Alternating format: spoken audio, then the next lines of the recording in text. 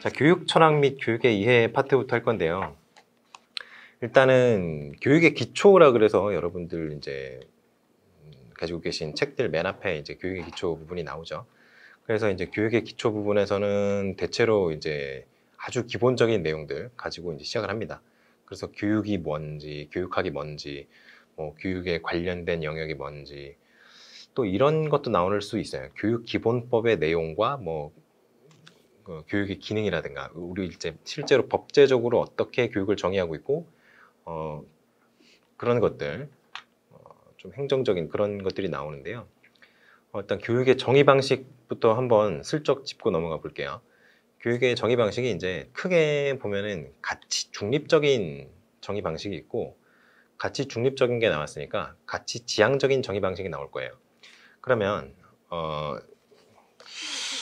지금 여기는 이제 그냥 책을 보지 마시고 이건 그냥 내용을 들으세요. 가치 중립적인 정의가 뭐뭐가 있느냐? 그러면 기능적인 정의가 있고 서술적 정의, 조작적 정의, 약정적 정의 이렇게 크게 네 가지로 나뉩니다. 기능적인 정의는 그냥 수단이나 도구로서의 어떤 교육을 정의를 하는 방식이고요. 서술적 정의, 이거는 기술적 정의라고도 하죠. 그래서 행동의 변화라든가 지식이나 문화의 전달, 뭐 사회화, 경험의 어떤 개조 이런 것들에 대한 포커스를 맞추는 것이 이제 교육의 서술적 정의가 되겠어요. 자, 세 번째가 조작적 정의라고 했죠. 조작이 뭐냐면 여러분이 실제로 조작을 하는 거예요. 그러니까 쉽게 말해서 측정이 가능한 용어로 정의를 할 때 이제 조작적 정의를 따른다고 하죠. 여러분 이제 이원 목적 분류표 보면은 행동 동사로 기술하게 되어 있잖아요. 그게 이제 바로 이 조작적 정의에 해당하는 겁니다. 자, 약정적 정의, 이게 규범적 정의라고도 하고요. 강령적 정의라고도 하는데 이거는 이제 약속으로서의 정의입니다. 그러니까 교육기본법 2조 뭐 이런 거 있죠. 그런 것들이 바로 약정적 정의에 해당이 됩니다. 아주 법으로 딱 박아놨죠. 그러니까 교육과 관련된 여러 가지 다양한 법규들이 전부 약정적 정의에 해당되는 거라고 보시면 되겠어요. 그러면 준거적 정의라는 게 있는데 이거 누가 얘기를 했습니까? 피터스가 얘기했죠. 피터스는 어떠한 활동이 교육으로 간주되기 위해서는 크게 세 가지 조건이 필요하다고 얘기를 했어요. 첫 번째 조건이 규범적 준거고요. 두 번째가 인지적 준거입니다. 세 번째가 과정적 준거예요. 그래서 규범적 준거는 그 교육이 가지고 있는 내재적 가치가 유의미해야 된다라는 거고, 두 번째 인지적 준거라는 거는 지식, 뭐 이해, 뭐 인지적 안목 이런 것들 얘기하는 거죠. 과정적 준거라는 거는 요거는 이제 교육 과정과 관련이 되어 있는데 이게 여기서 좀 얘기하는 것들이 어떻게 되어 있냐면은 일반적인 우리 얘기하는 교육 과정에 대한 내용도 들어가 있고요. 여기서는 이제 어떤 태도에 관련된 것들입니다. 교육을 정의하는 거니까요. 그래서 교육이 이제 학습자의 주체적 의식에 의해서 기초한 내면적 활동과 결합되어야 된다 이런 얘기를 하고요. 두 번째는 학습자의 이해를 달성하는 목적을 달성을 해야 되는데 어느 정도 이상, 최소한 어느 정도까지는 이해를 하고 교육 과정이 종료가 되어야 된다 이런 얘기를 합니다. 그러니까 최소한도 이상의 이해를 달성해야 된다 이런 얘기를 하는 거죠. 그리고 세 번째로는 교육이 도덕적으로 온당한 방식으로 전달되어야 한다라고 얘기를 합니다. 이게 뭐냐면 아이들이 암기를 잘 못한다고 막 때리면 그게 교육적으로 온당한 방식이 아니잖아요. 도덕적으로. 사람이 사람을 때려서는 아니 되죠. 우리는 다 알고 있습니다. 그러한 어떤 도덕적인 준거를 따졌을 때 그것이 과연 도덕적인가? 도덕적인 방식으로 교육이 이루어져야 된다. 이런 얘기를 합니다.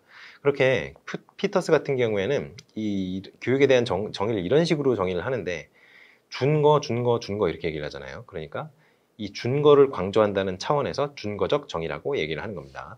자, 그럼 가치 중립적인 정의를 얘기를 했으니까 가치 지향적 정의를 얘기를 해야겠죠.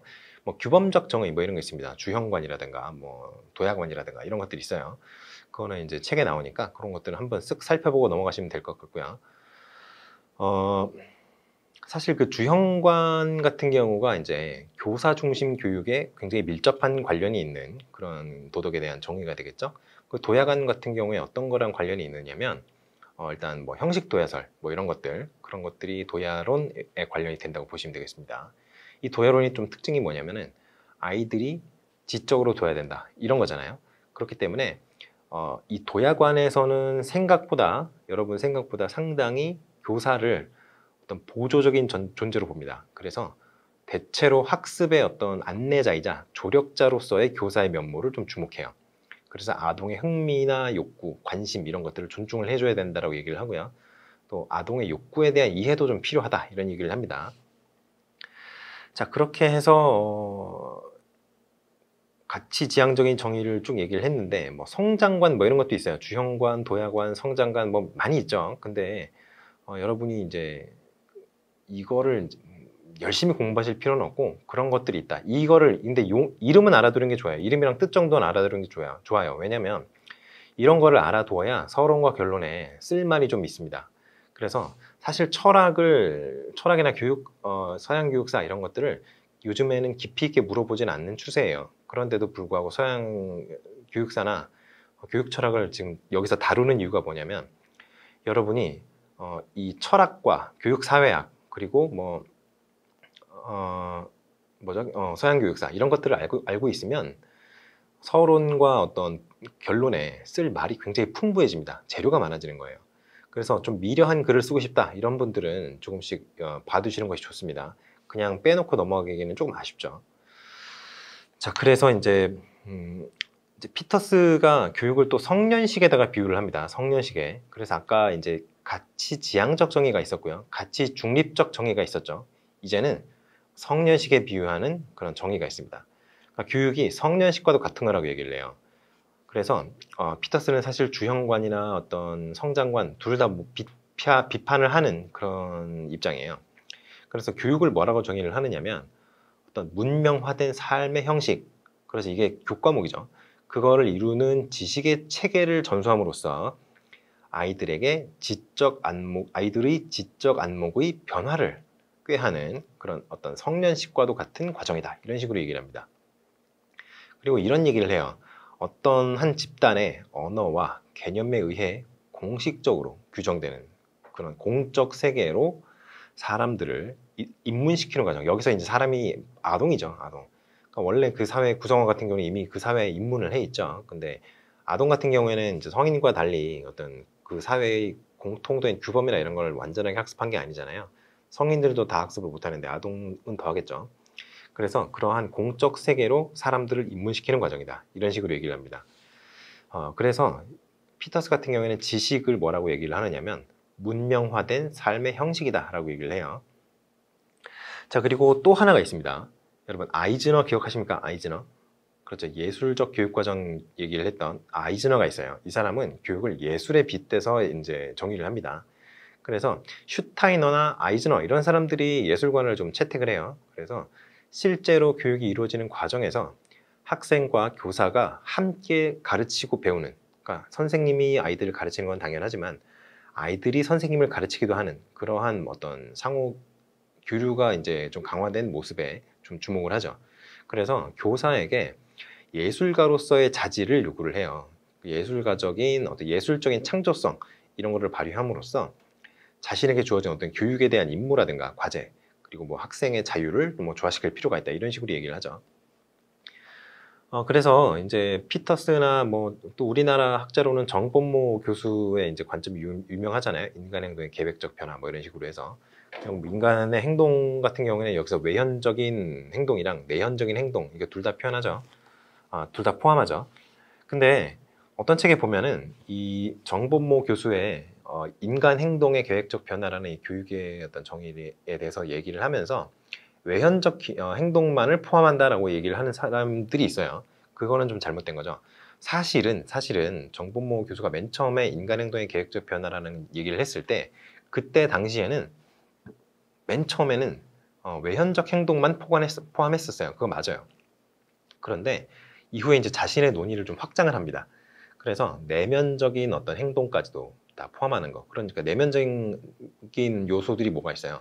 뭐 인지구조라든가 사회성이라든가 도덕성이라든가 뭐 인성 그리고 자아개념이라든가 자아개념이라든가 뭐 성찰 뭐 이런 성격 뭐 또 성찰 뭐 이런 것들이죠.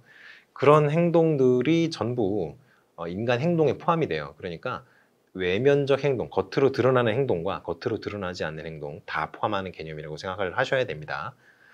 자, 그러면 이 정도까지 하고 넘어갈 수 있을 것 같아요. 이 교육에 대한 정의는. 그래서 교육에서 중요시하는 것들이 있죠. 여러분들이 서론에 쓰시기 편한 좀 내용들이 바로 이런 것들인데요. 예를 들어서 가치 지향성이라든가 바람직한 거죠. 그러니까 교육은 바람직한 것, 뭐 가치로운 것 또는 그러한 변화를 담고 있어야 된다. 이런 얘기를 써줄 수가 있잖아요. 이게 얼마나 넓으면서도 서론의 어떤 여러분이 글에 대한 어떤 이니시에이션을 하는데 얼마나 좋은 그런 내용들이에요. 그러니까 이런 내용들을 알고 있으면 갖다 쓰기가 편하다. 이런 얘기를 하는 겁니다. 그래서 그리고 또 교육에는 의도성과 계획성이 포함되어 있어야 돼요. 교육과정이라든가 이런 거에 대한 문제가 요즘 많이 나오잖아요. 근데 교육과정 문제를 쓰는데 뭐라고 이제 그 글을 이니시에이션을 하실 거예요. 교육은 의도성과 계획성을 포함하고 있어야 된다. 그런 차원에서 교육과정은 교육의 의도성과 계획성을 부여하는 아주 훌륭한 어떤 그 사고이다, 아니면 그 훌륭한 뭐 절차이다.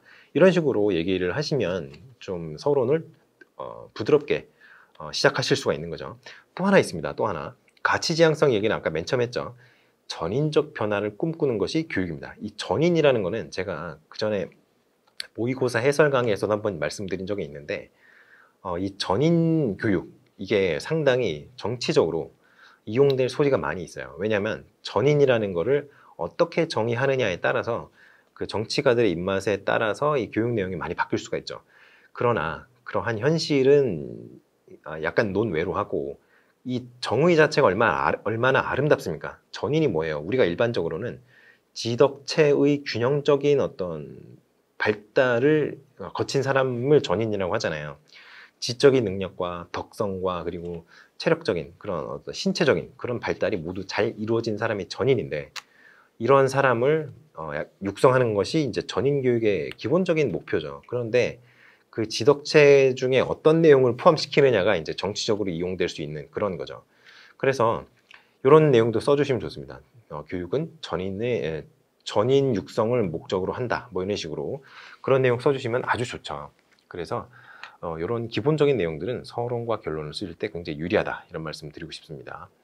자, 그러면 교육이라는 것이 여러분 제 선생님이 되고 싶으신 거잖아요. 그러면 교육의 유의미성이 과연 인정될 수 있는가? 이거에 대해서 좀 생각을 해 보셔야겠죠. 그래서 이게 이제 준비도라는 개념이 있습니다. 준비도, 레디니스라고 얘기를 하죠. 어떤 특정한 지식이나 기능을 습득하기 위한 최적의 시기가 바로 준비도예요. 또는 특정 교육을 위해서 필요한 최적의 조건이 달성된 상태, 이런 것이 이제 준비도인데 이 준비도 개념을 건드리다 보면은 여러분 이제 구분이 잘 안 가시는 게 있죠. 크리티컬 피리어드라는 게 있어요. 그리고 민감기, 센시티브 피리어드라는 게 있죠. 크리티컬 피리어드랑 센시티브 피리어드가 굉장히 비슷한 내용의 용어이기 때문에 여러분이 일반적으로는 크게 구분하셔서 사용하실 필요는 없어요. 그냥 서로 이제 바꿔서 쓰셔도 큰 무리는 없습니다. 그런데 조금 개념적으로 자세하게 이제 명확하게 그 두 개의 개념을 구분을 하자면 크리티컬 피리어드는 어떤 기능을 습득하는데 그게 가장 중요한 시기예요. 그 시기를 지나면은 그 해당 기능을 습득을 더 이상 할 수가 없습니다. 가장 대표적인 예가 늑대소년이죠. 늑대소년. 그 늑대소년이 몇 명 발견이 됐었어요. 이제까지. 늑대소년도 있었고 소녀도 있었는데요. 이 친구들이 대부분 다 그 말 배우는 시기를 지나서 발견이 돼요. 그래서 죽을 때까지 말을 거의 배우지 못하고 뭐 한 두어 마디 뭐 이런 식으로 뭐 밥, 뭐 배고파 뭐 이런 것들 그런 거 위주로 몇 마디, 이건 교육이 잘 된 케이스가 그 정도였고요. 대부분 다 언어 습득을 하지 못하고 죽습니다. 이런 경우에는 그 아이들은 언어 습득의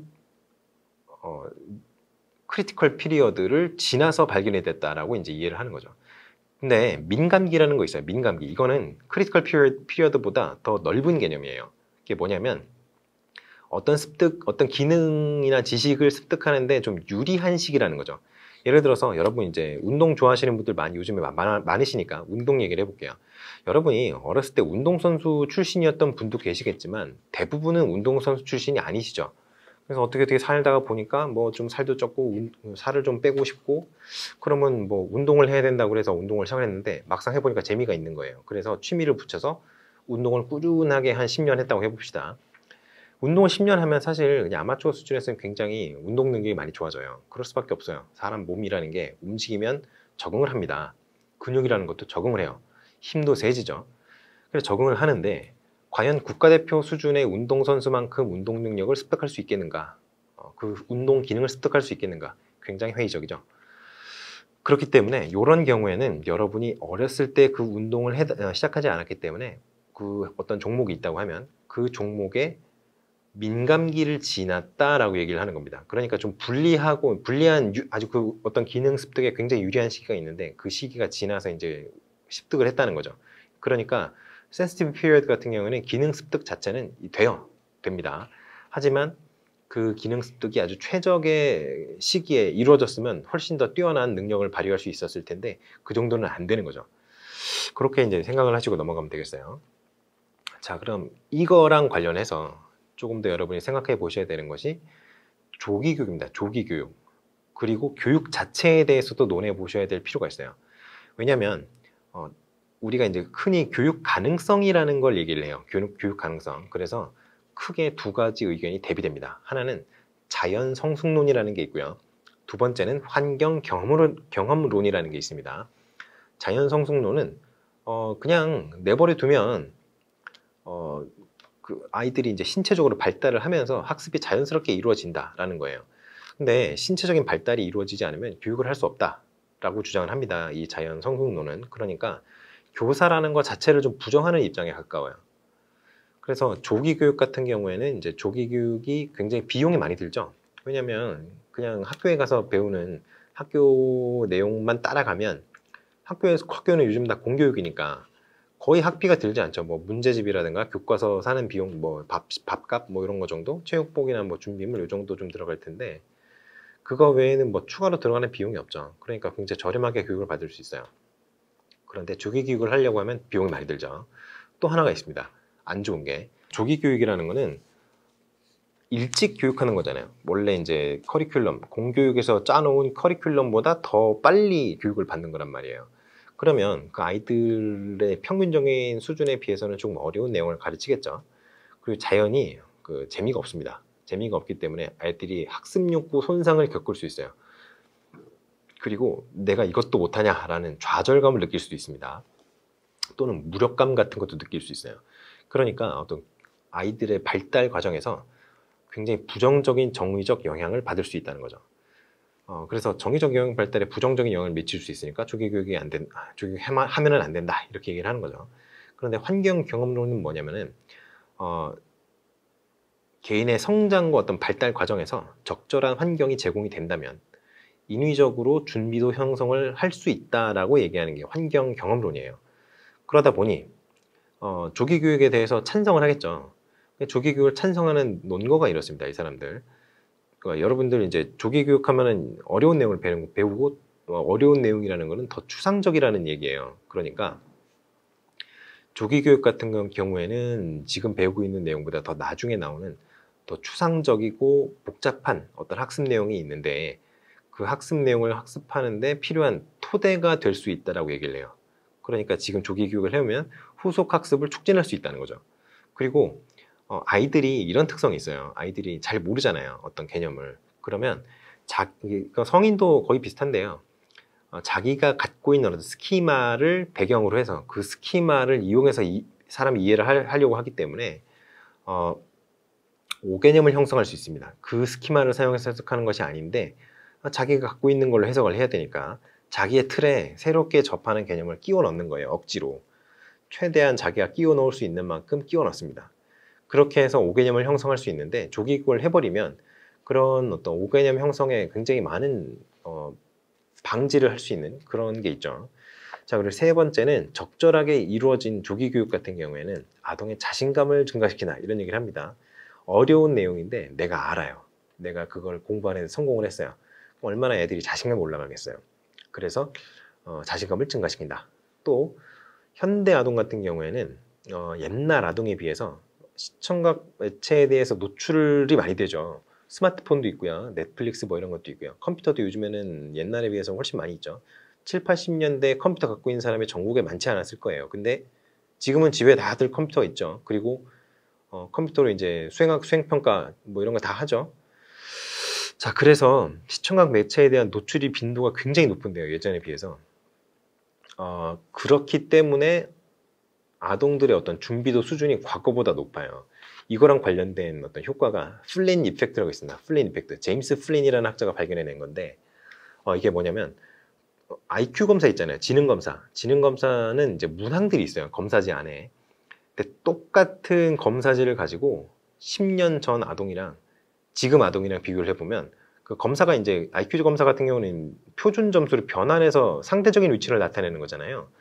그런데 그러다 보니까 일단 평가 집단이 갖고 있는 IQ 평균은 그냥 다 100이에요. 누구를 대상으로 하든 간에 어떤 집단이 있다고 하면. 그런데 원점수는 다를 수 있겠죠. 근데 유의미한 원점수의 어떤 증가가 발견이 됩니다. 실제로. 생각보다 좀 평균 점수 차이가 많이 나요. 그래서 이 플린 이펙트라든가 이런 걸 생각을 해보면 과거에 비해서 현대 아동들이 더 준비도 수준이 높기 때문에 조기 교육을 충분히 할 수 있다.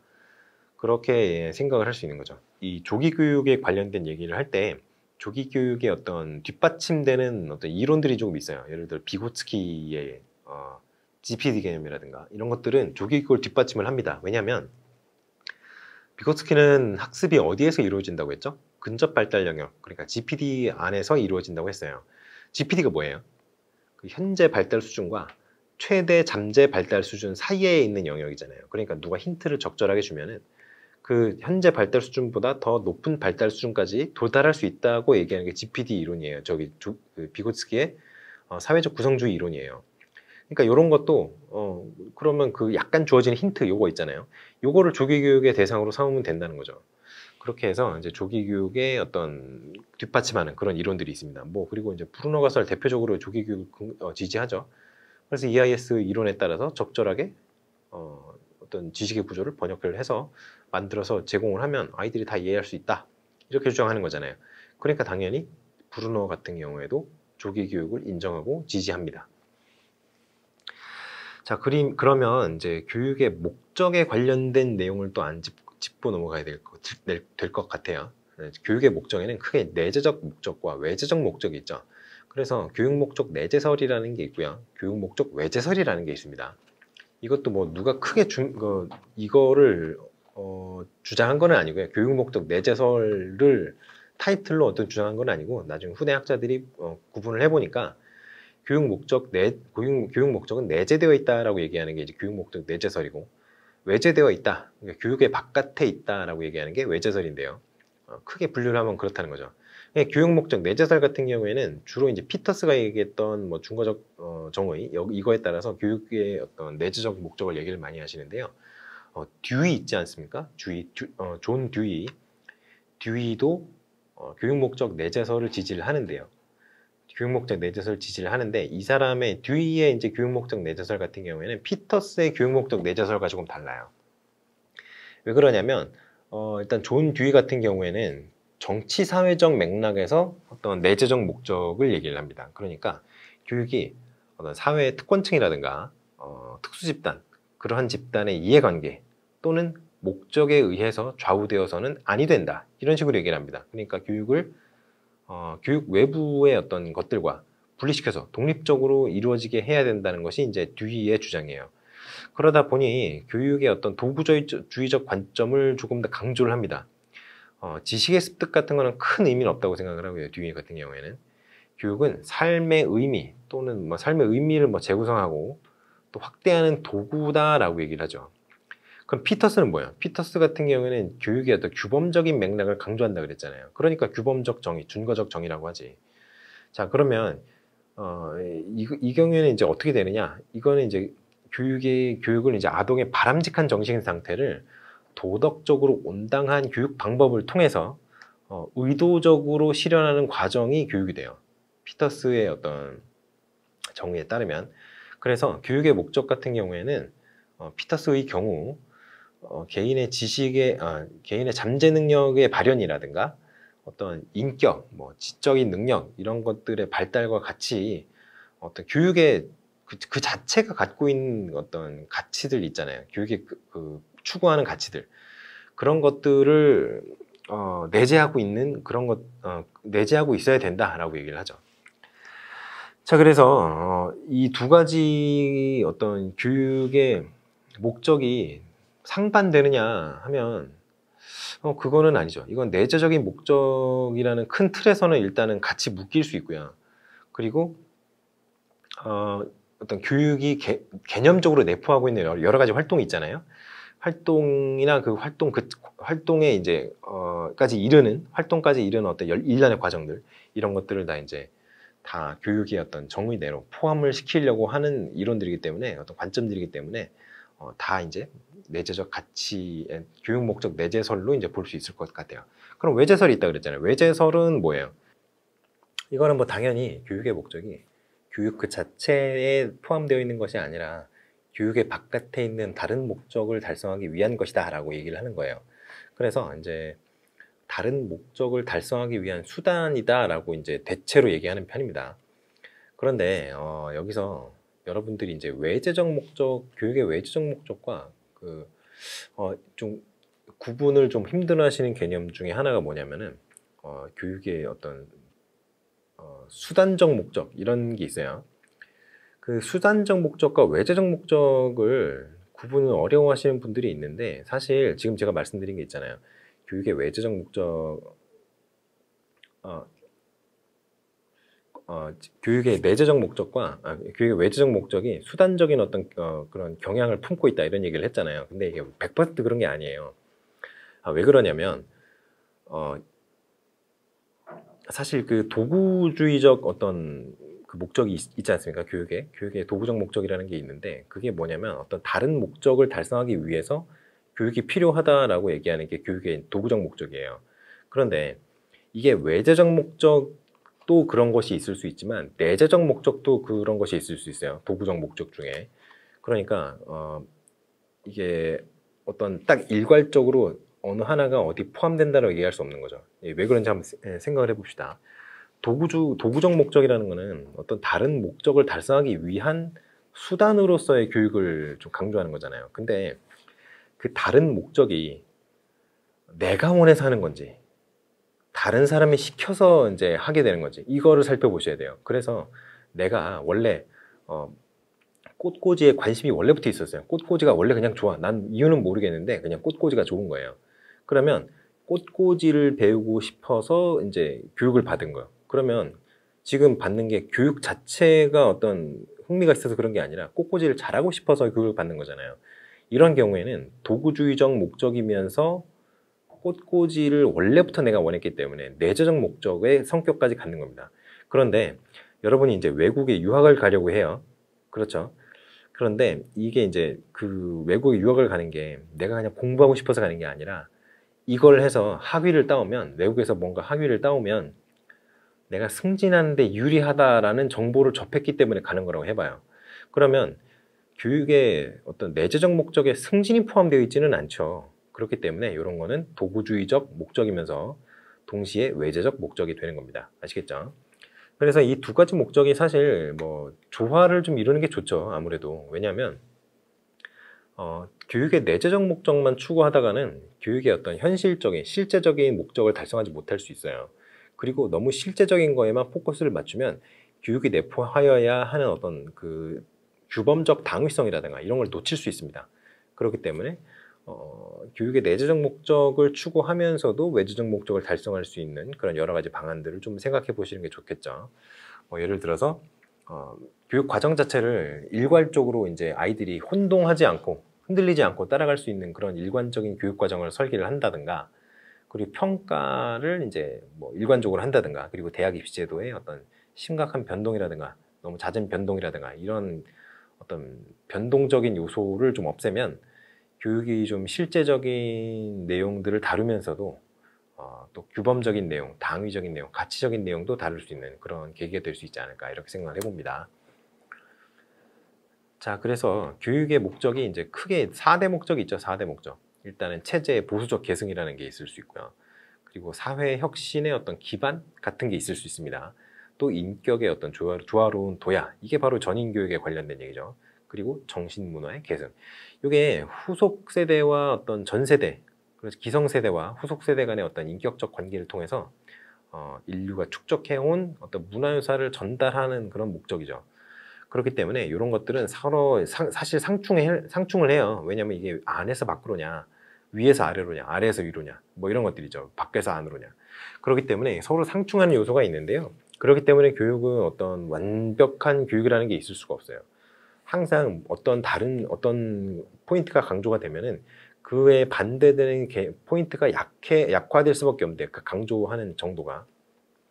근데 문제가 뭐냐면 이 네 가지가 다 필요하다는 거죠. 그러니까 그 네 가지 어떤 방향 속에서 어떤 적절한 어떤 길항하는 그 적당한 지점을 찾는 게 이제 교육의 어떤 숙제 같은 거라고 이제 생각을 할 수 있겠죠. 자, 그러면 교육의 어떤 전반적인 내용에 대한 것들은 정의는 이렇게 다뤘고요. 사실 뭐 인성교육 뭐 내용이라든가 영재교육 내용이라든가 이런 게 있는데, 인성교육이나 영재교육 같은 경우는 약간 마이너한 거기 때문에 여러분이 그냥 책을 읽으면서 보시는 걸로 하겠습니다. 자, 그럼 철학을 좀 볼까요? 이제 본격적으로 철학 같은 거를 얘기를 할 건데, 그리고 그런 것도 좀 보셔야 됩니다. 여러분 책에 성인교육, 안드라고지 이런 내용 나오고요. 또 평생교육, 요즘에 평생교육이 좀 강조되고 있습니다. 그래서 성인교육이라든가 평생교육 이런 것들 좀 봐두셔야 돼요. 아시겠죠? 자, 그러면 교육 철학과 서양 교육사를 이제 본격적으로 시작을 해보도록 하겠습니다. 자, 일단 철학을 공부를 하실 때 철학의 이론이 굉장히 많이 나오잖아요. 그런데 여러분이 처음 접하는 이론이 사실 나오기가 좀 어렵습니다. 철학 같은 경우에는. 왜냐하면 굵직굵직한 얘기들은 다 나왔어요. 그래서 철학 같은 경우, 현대 철학 같은 경우에는 예를 들어서 이제 헤겔이라든가 칸트라거나 뭐 이런 대철학자가 요즘에는 잘 나오지 않고 있어요. 어떤 그런 정언명제 뭐 이런 것들, 정언명령이라든가 이런 큰 개념들, 그리고 뭐 데카르트의 어떤 통 속의 뇌라든가 이런 어떤 사고 실험을 하는 사람이라든가 그런 사람들은 사실 나오지는 않고 있어요. 현대 철학이. 그렇기 때문에 다 짜잘짜잘하고 굉장히 프랙티컬한 철학이 되어버렸죠. 그렇기 때문에 사실 철학이라는 학문 자체가 굉장히 레거시화 되는 것이 아니냐, 이런 지적이 나오고 있을 정도니까요. 그래서 여러분이 어떤 신박한 철학 이론을 접하기는 쉽지가 않아요. 하지만 그게 문제가 뭐냐면 이 철학이라는 게 굉장히 갈래가 많잖아요. 갈래가. 그래서 그런 것들을 한번 정리를 할 수 있는 그런 기회를 한번 마련을 해보고 싶어요. 자, 철학 같은 경우에는, 철학 일반 같은 경우에는 헤겔, 여러분 이제 이름 들어보셨죠?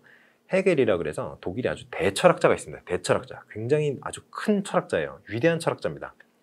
이 사람이 무슨 말을 했냐면 미네르바의 뭐 부엉이 이런 얘기를 해요. 미네르바의 부엉이는 황혼이 되어서야 이제 날갯짓을 한다. 뭐 이런 얘기를 해요. 근데 이게 뭔 얘기냐면 철학이라는 거는 어떤 미래에 대한 예견할 수 없다는 얘기를 해요. 그냥 일어난 일에 대한 해석이라든가 일어난 어떤 사건이 일어났을 때 그 사건을 분석하고 그 사건의 조건을 따져보고 이런 거 정도는 할 수 있는데, 일어나지 않은 일에 대해서는 철학은 아무런 힘도 쓰지 못한다는 얘기를 한 거예요. 이런 식으로 비유를 한 거죠. 그런데 교육 철학은 일반 철학과 조금 다릅니다. 왜냐하면 교육 철학이라는 거는 이런 철학의 어떤 중립성과는 좀 상반되게 당위성을 내포해요. 왜 그럴까요? 그렇지 않겠어요? 교육이라는 거는 올바른 사람을 만들어내기 위한 작업이에요. 훌륭한 어른을 만들어내기 위한 작업이 교육이죠. 그러니까 당연히 가치론적인 내용이 들어갈 수밖에 없고요. 당위론적인 내용이 들어갈 수밖에 없어요. 그러니까 일반적인 철학과는 조금 궤가 다르죠.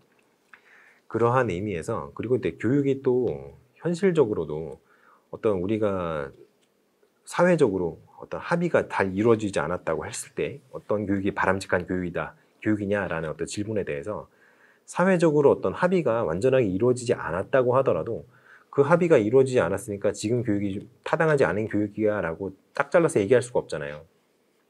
어떤 교육이든지 좀 방향이 약간 잘못되었을지언정 그 목적 자체는 숭고하단 말이죠. 그렇기 때문에 교육은 중단될 수가 없습니다. 그리고 이제 국가적으로도 중단을 할 수가 없겠죠. 새로운 인재들을 계속 수급을 해야 하는데, 국가 입장에서는. 근데 뭐 사회적인 합의가 안 이루어졌다고 교육 그만둬요? 그럴 수가 없잖아요. 그렇기 때문에 교육은 중단될 수가 없어요. 그러한 측면을 고려를 한다면 이제 교육 철학 같은 경우는 철학 일반과 달리 굉장히 프랙티컬한 측면도 있고요. 그리고 미래에 대한 예견이라든가 이런 것들을 거리낌 없이 합니다, 사실. 그래서 좀 적극적으로 바람직한 교육의 방향이 무엇인지에 대해서 논의하는 그런 경향이 있어요. 자, 그렇게 해서 교육 철학이 이제 일반 철학과 좀 구분되는 특징이 있다라는 점을 좀 얘기를 해보고 싶고요. 그리고 이제 뭐 철학과 뭐 비슷한 것들도 있어요. 뭐 기능과 방법 같은 거, 뭐 분석적 기능이 있느니, 평가적 기능이 있느니, 뭐 사변적 기능이 있느니, 종합적 기능이 있느니 그런 기능이 있죠. 자, 그러면 일단은 그 기능과 이제 영역이 이제 어느 정도 겹칩니다. 이게 왜 그러냐면요. 규범적 교육 철학 같은 경우에는 이제 교육관 이런 것들이잖아요. 그러니까 이것들은 이제 사변적 기능, 뭐 종합적 기능 이런 거랑도 관련이 있고요. 아무튼 이런 것들이 굉장히 여러 가지가 이제 관련이 되는데 이런 것들은 여러분 책에서 그냥 보시면 되겠어요.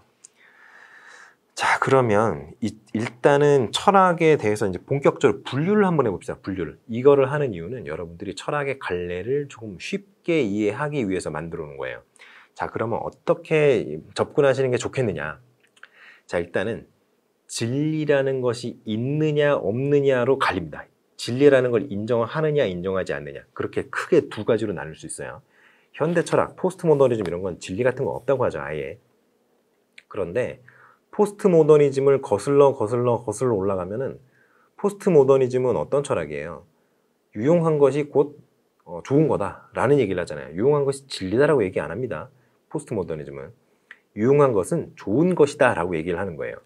그래서 거슬러 올라가면 고대 그리스 시절에 소피스트까지 연결이 돼요. 그 논의가 발전이 되고 발전이 된다고 얘기를 하기는 좀 모호합니다만 아무튼 그 논리의 흐름이 쭉 이어져서 지금의 포스트 모더니즘까지 이어지는 거죠. 근데 이 포스트 모더니즘의 어떤 포스트 모더니즘과 그리스 소피스트와의 어떤 그 교집합이 있어요. 뭐냐면 상대성을 굉장히 중요한다는 거죠. 어떤 대상의 상대성. 그런데 소피스트와 포스트 모더니즘과의 차이점이 있다면 바로 진리를 인정하느냐 인정하지 않느냐예요. 소피스트들도 굉장히 유용한 것들을 중요시했잖아요. 왜냐하면 실제적으로 그게 나한테 도움이 되느냐. 그런데 소피스트는 이런 얘기를 합니다. 나한테 도움이 되는 실제적인 것들은 그게 바로 진리다라고 얘기를 해요. 그러니까 소피스트는 어때요? 진리는 인정을 하죠. 진리가 있다는 걸 인정을 합니다. 그런데 포스트 모더니즘에 와서는 진리라는 걸 인정을 안 하는 거예요. 그런 식으로 크게 나눌 수가 있어요. 자, 그러면 진리가 있다는 것이 이제 전통적인 철학의 어떤 기본 가정이었기 때문에 거기서부터 출발 한번 해보겠습니다. 그러면 일단은 존재론이라는 게 있어요. 존재론. 이게 뭐냐면요. 관념론이라든가 실제론이라든가 실용주의라든가 방금 전에 나온 것들이죠. 그러니까 우주의 본질이라든가 원리, 또 진리 이런 것들을 탐구하는 그런 철학들이 이 존재론이에요. 그 분류를 하면. 그래서 관념론 같은 경우는 뭐예요? 절대 정신이나 관념, 뭐 플라톤이 얘기했던 이데아 이런 거 있죠. 그런 것들이 바로 이제 관념이다라고 얘기를 하는 거예요. 그리고 뭐 아리스토텔레스가 얘기했던 뭐 진료랑 형상 뭐 이런 거 있죠.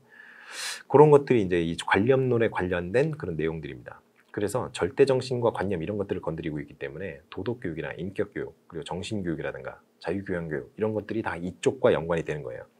그러면 실제론이 뭘까요? 실제론. 이게 바로 그 물질과 어떤 지적 능력, 물질에 대한 탐구, 객관적 법칙의 탐구를 중요시하는 것들이죠. 그래서 이제 자연주의 철학이라든가 실증주의 철학이라든가 이런 것들이 바로 실제론과 관련되어 있는 그런 철학들인 거예요. 그래서 지적 능력, 쉽게 말해서 이제 문제 해결 능력이죠. 근데 문제 해결 능력의 어떤 배양을 강조한다. 이런 식으로 생각하시면 되겠어요. 그리고 이제 실용주의인데요. 아까 제가 말씀드렸던 소피스트들의 어떤 철학의 어떤 기본 가정이 바로 이 실용주의와 맞닿아 있습니다. 실용적인 것이 바로 진리다라고 얘기하는 거죠. 소피스트들 같은 경우에는. 그래서 실용적인 거니까 그 변화무쌍할 거 아니에요. 내가 지금 어떤 것이 필요한데 그 필요한 게 항상 똑같을 수는 없으니까. 그래서 변화, 경험 이런 것들을 중요시하고요. 그래서 경험의 재구성을 통한 성장 뭐 이런 얘기를 합니다. 그래서 영국의 경험론, 영국 계통의 어떤 경험론 철학 이런 것들이 다 이제 실용주의와도 연관이 되는 그런 게 있어요. 자, 그러면 우주의 본질이 뭐냐라는 거를 탐구하는 어떤 분류를 지금 얘기를 해드렸잖아요. 그러면 그 진리나 원리 그런 것들이 있다고 하고 있다고 하고 그거를 어떻게 해야 우리가 인식할 수 있을 것인가 라는 거를 이제 따져보는 그런 분류를 할 수 있을 것 같습니다. 이게 바로 절대적 인식론이라는 게 있고요. 상대적 인식론이라는 게 있어요. 자, 이게 이제부터 이제 헷갈리기 시작을 해요. 자, 절대적 인식론이라는 건 뭐예요? 절대적이라는 거는 변하지 않는다는 얘기죠. 절대적인 건 변하지 않으니까요. 그래서 이런 경우에는 굉장히 논리를 많이 따져요. 논리적이어야 합니다. 그래서 합리론이라든가 대륙 철학이죠. 이성의 어떤 기반한 합리론, 그리고 실제로 이제 영국 철학, 경험론적인 철학, 그 경험론 이런 것들이 다 절대적 인식론에 들어가요. 그래서 보편적인 지식을 도출해낼 수 있으면 절대적 인식론이라고 얘기를 하는 겁니다. 그 논리가 중요하다 그랬죠. 경험론이라고 해서 논리가 없는 게 아니에요, 여러분. 귀납 추론도 당연히 논리적인 겁니다. 통계를 기반으로 하니까요. 그래서 보편적인 지식을 우리가 인식을 할 수가 있는데 그 바탕에 논리가 있어야 된다는 거예요. 그게 이제 절대적 인식론이라는 거죠. 근데 상대적 인식론이라는 건 뭐예요? 이 절대적 인식론에 비해서 상대적으로 경험이라든가 이성이라든가 이런 것들에 대해서 좀 불신합니다, 이 친구들은. 그래서 상대적 지식관을 주장해요. 진리나 어떤 유용한 것들, 가치 있는 것들이 개인에게 다 다를 수밖에 없지 않겠느니? 않겠느니래. 그런 것들이 유용한 것들이 개인별로 다 다를 수밖에 없잖아. 왜 절대적인 지식이 있다고 얘기를 하는 거야? 라고 주장하는 이제 철학이 바로 상대적 인식론의 어떤 흐름의 그 어떤 그 분류의 사조에 속하는 철학들이라고 생각할 수 있겠어요. 구성주의가 이제 대표적인 예죠. 자, 그러면 지금 이제 그 진리를 어떻게 인식하느냐에 대한 얘기를 했었죠. 그래, 인식론적인 얘기를 했어요. 그러면 그 진리가 어떠한 속성을 갖고 있느냐, 진리의 속성에 따라서 나눌 수가 있습니다. 이거는 가치론적인 접근을 하는 거예요. 가치론적으로 한번 분류를 해봅시다. 이것도 크게 절대적 가치론이 있고요, 상대적 가치론이 있어요. 그러니까 절대적 가치 같은 경우에는 변하지 않겠죠. 시공간을 초월해서 항상 진리인 거예요. 그런데 상대적 가치론 같은 경우에는 가치라는 것이 어떻게 절대적일 수 있겠느냐. 사회가 변화하고 뭐 시대가 좋아지면 옛날에 뭐 가치를 인정받지 못했던 것들도 가치를 인정받고 이런 것들이 있잖아요. 예를 들어 흑인들 같은 경우에 링컨이 남북전쟁을 통해서 노예 해방을 결국에 이루어내면서 시민권, 자유권 이런 걸 얻었죠. 그런데 그 전에, 그 노예 해방이 이루어지기 전에 어떤 사회가, 미국 사회가 공유하고 있던 그런 가치관은 어떤 거였어요? 흑인은 그냥 노예였잖아요. 그런데 이게 사회가 변화하니까 그 노예라는 어떤 제도, 그런 거에 대해서 가치가 인정받지 못하게 됐죠. 그렇기 때문에 상황이 변화하면 가치도 변화한다. 이런 것이 이제 상대적 가치론이라고 할 수 있겠어요. 그러면 일단 지식관과 관련된 어떤 인식론부터 잠깐 살펴보고 넘어갑시다.